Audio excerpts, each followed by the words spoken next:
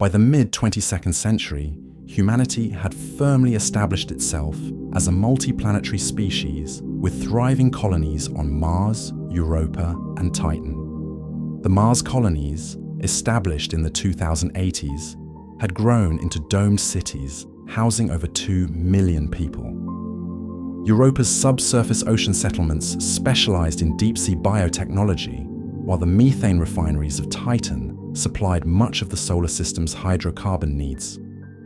Despite these achievements, the vast gulfs between stars remained an insurmountable barrier to human expansion. The closest star system, Alpha Centauri, at 4.37 light-years away, might as well have been in another universe, given the limitations of 22nd century propulsion technology. The fastest human spacecraft of the time, using advanced ion drives, would take over 20,000 years to reach even our nearest stellar neighbor. All this changed with the historic announcement on June 15th, 2158, when Dr. Hiroko Nakamura addressed the United Earth Congress.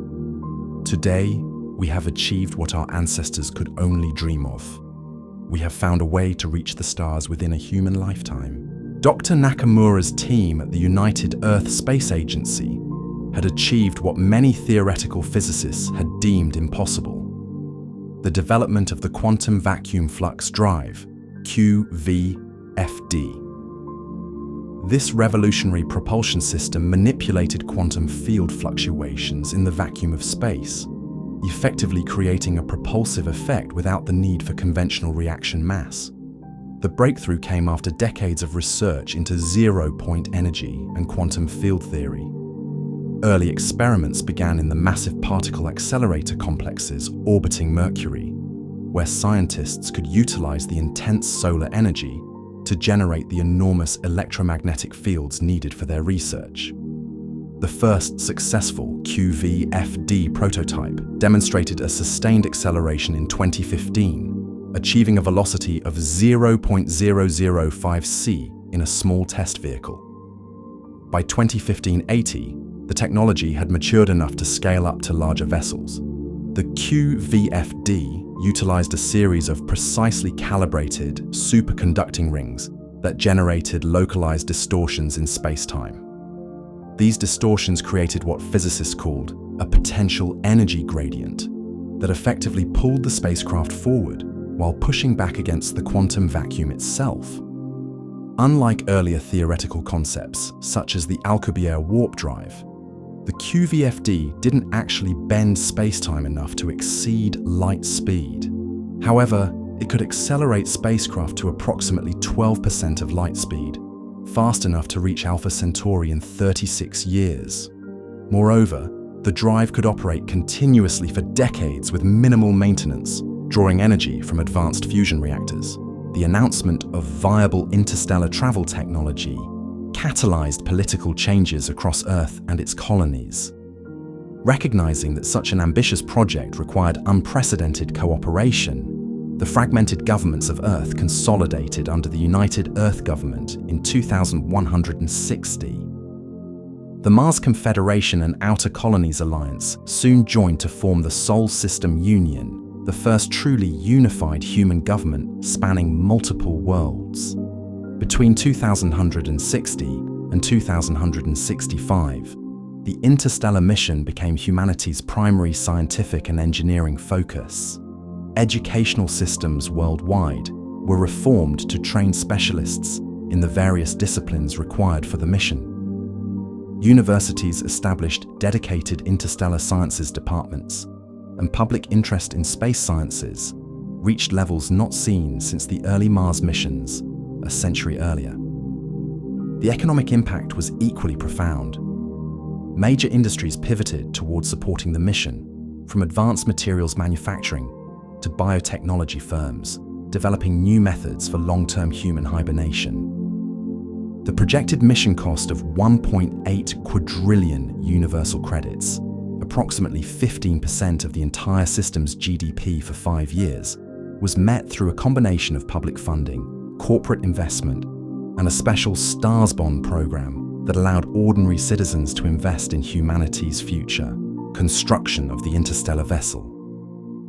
Odysseus began on the 12th of March, 2167. The shipyard at Lagrange Point 5 employed over 12,000 workers, many operating in space using advanced exosuits that amplified their strength and precision. The shipyard became known as Prometheus' Cradle, humanity's boldest technological endeavor, floating against the stark backdrop of space. The Odysseus wasn't merely a ship, but a moving world. Stretching 1.8 kilometers from bow to stern, with 3 enormous rotating habitat rings creating a silhouette reminiscent of ancient depictions of atoms. The forward section housed the revolutionary quantum vacuum flux drive systems, while the aft section contained the experimental helium-3 fusion reactors that would power humanity's greatest journey. What made the Odysseus truly remarkable were its self-contained ecosystems. Each habitat ring contained meticulously engineered biomes, not just for psychological comfort, but as living machines that processed waste, generated oxygen, and produced food. The forest ring contained 500 Earth species, including a central redwood garden where trees reached toward artificial sunlight. The aquatic ring featured a miniature ocean, complete with tidal systems and carefully managed marine life that would serve both as sustenance and companionship during the decades-long voyage. From a pool of 200 million applicants, only 1,500 souls were chosen to leave our solar system forever. The selection process was perhaps the most rigorous in human history, testing not only physical and psychological resilience, but cultural compatibility and genetic diversity. What emerged wasn't just a crew, but a carefully composed human tapestry, designed to transplant the essence of Earth to a distant star. The colonists lived and trained together for 3 years in the Interstellar Academy amidst the wind-swept expanse of the Gobi Desert. There, under the watchful eyes of mission psychologists, they formed the bonds and social structures that would sustain them through the journey. Several marriages occurred during training, creating the foundational families for the New World. Children born during the mission would be the first humans to see Alpha Centauri, not as a distant point of light, but as their sun. On the 17th of August, 2072, a date later celebrated as Departure Day throughout human space, the Odysseus broke free from Earth's gravitational embrace. As the massive vessel passed Mars, the colonists gazed upon humanity's first extraterrestrial settlements one final time. Mars colonists had arranged an extraordinary farewell. Thousands of synchronized fusion flares that briefly outshone the planet itself. A final salute from one frontier to another. The Odysseus accelerated methodically, performing a gravitational slingshot around Jupiter before activating its quantum vacuum flux drive at full capacity for the first time. The drive hummed to life, creating ripples in space-time that pulled the vessel forward with increasing velocity. By mission day 180, the ship had reached 12% of light speed, faster than any human-made object had ever traveled. As Earth diminished to a pale blue pixel among countless stars, Captain Miguel Santos addressed the crew. "We sail an ocean darker and deeper than any our ancestors ever knew. But like them, we carry the fire of curiosity and courage that defines humanity. The stars are no longer beyond our reach." Life aboard the Odysseus evolved into something unique, neither wholly Earth-like nor entirely alien. The ship operated as a democratic micro-society, with leadership rotating among qualified individuals to prevent power consolidation. Most colonists spent portions of the journey in suspended animation using the cellular metabolism regulation process, dreamless sleep states that dramatically reduced resource consumption while preventing biological aging. The awakened crew tended the ship's systems and continued their training. The educational facilities aboard utilized direct neural interfaces that accelerated learning far beyond traditional methods. Children born during the voyage grew up with both Earth traditions and an expanding culture unique to their interstellar society.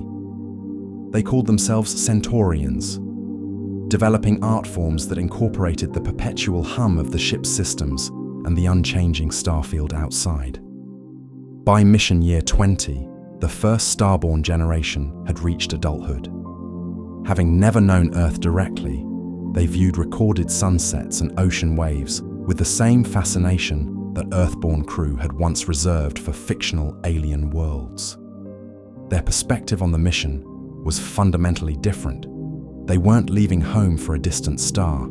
They were returning home to a world they'd been promised since birth. 2208. The Odysseus began its deceleration phase after 36 years in the void. As Alpha Centauri grew from a distant star to a blazing sun, sensors revealed Proxima Terra, a world of purple-tinged oceans and russet continents beneath alien cloud formations. The vessel established orbit on the 3rd of October, 2011. The mission commander transmitted across the stars. The distance between stars has been crossed. We have arrived. The landing party soon made their most profound discovery: microscopic life thriving in Proxima Terra's oceans with DNA-like structures that had evolved independently. This single finding reshaped humanity's cosmic understanding more profoundly than the journey itself. When the first detailed observations of the Alpha Centauri system became possible from close range, humanity discovered a solar system both familiar and alien. Alpha Centuri B, an orange-yellow star slightly smaller than our Sun, cast a warm copper light across its planetary family. The system contained 7 major planets, with Proxima Terra being the third from its star. The explorers mapped a system rich in resources. The innermost planets were scorched worlds of molten metal, superheated by their proximity to the star, but containing astronomical concentrations of rare elements. The outer system featured 2 gas giants with dozens of moons, several of which showed potential for future outposts due to their subsurface oceans. Proxima Terra revealed itself as a world of striking beauty. Slightly larger than Earth with higher gravity, the planet completed its orbit in 342 Earth days. Its atmosphere, thicker than Earth's, created spectacular cloud formations that glowed with amber hues during sunset. The higher atmospheric pressure and stronger magnetic field provided excellent protection from cosmic radiation, allowing colonists to spend extended periods on the surface without significant shielding. The oceans covered 3/4 of the planet's surface, shimmering with purple tints due to indigenous algae-like organisms that used a pigment similar to Earth's chlorophyll, but adapted to the specific light spectrum of Alpha Centuri B. The landmasses featured rolling highlands covered with rust-colored vegetation that grew in spiral patterns, creating landscapes unlike anything on Earth. Within 2 generations, distinct accents and linguistic adaptations emerged, influenced by the new environment and the multinational background of the original colonists. The descendants of Earth's various cultures blended into a new identity, still recognizably human, but shaped by their experiences as the first interstellar pioneers. They considered themselves neither Earthlings nor aliens, but something entirely new, the first citizens of a multi-galactic human civilization that would continue to expand among the stars.